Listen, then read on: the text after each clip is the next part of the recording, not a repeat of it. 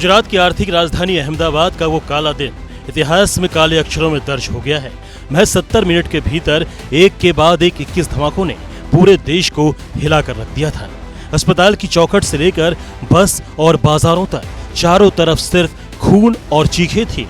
आज ठीक 18 साल बाद उन बेगुनाह 56 पीड़ितों की आत्मा को सबसे बड़ा इंसाफ मिला है।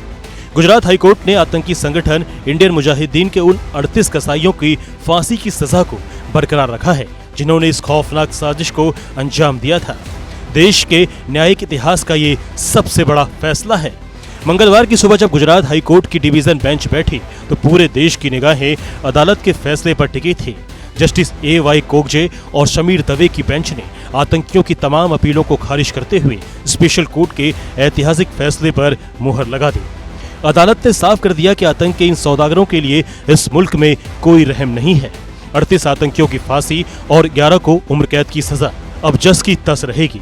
भारत के कानूनी इतिहास में ये पहला मामला है जहां एक साथ 38 दोषियों की मौत की सजा को हाईकोर्ट ने हरी झंडी दिखाई है। इंसाफ की इस कहानी को समझने के लिए आपको 18 साल पीछे उस खौफनाक मंजर में जाना होगा। तारीख थी 26 जुलाई 2008। वक्त शाम के करीब 6:15 बजे। जब पूरा अहमदाबाद अपने घरों को लौट रहा था तभी अचानक साइकिलों पर रखे टिफिन बॉक्स फटने लगे। महज 70 मिनट और शहर के 20 अलग अलग इलाकों में 21 सीरियल ब्लास्ट। धमाके इतने शातिर तरीके से किए गए थे कि जब घायलों को अस्पताल ले जाया गया तो आतंकियों ने अस्पताल के ट्रॉमा सेंटर को भी बम से उड़ा दिया। 56 लाशें बिछ गई और 200 से ज्यादा लोग जिंदगी भर के लिए अपाहिज हो गए। ये हमला 2002 के दंगे का बदला लेने के लिए रची गई एक खूनी साजिश थी जिसकी जिम्मेदारी आतंकी संगठन इंडियन मुजाहिदीन ने ईमेल भेज कर ली थी। इस खूनी खेल के पीछे मौजूद सफेद पोश आतंकियों को बेनकाब करना जांच एजेंसियों के लिए लोहे के चने चबाने जैसा था। 13 साल तक चली लंबी कानूनी लड़ाई में अभियोजन पक्ष ने कोर्ट के सामने करीब 6000 सबूत पेश किए और 1163 गवाहों की गवाही कराई। देश की सबसे जटिल केस की फाइल 7,88,000 पन्नों की थी। शुरुआती जांच में कुछ 99 आतंकवादियों को आरोपी माना गया था जिनमें से 82 आतंकवादियों को गिरफ्तार किया गया। ये आरोपी अहमदाबाद, वडोदरा, सूरत, भुज के साथ साथ मध्य प्रदेश, केरल, कर्नाटक, उत्तर प्रदेश, आंध्र प्रदेश, राजस्थान, महाराष्ट्र और झारखंड के रहने वाले थे।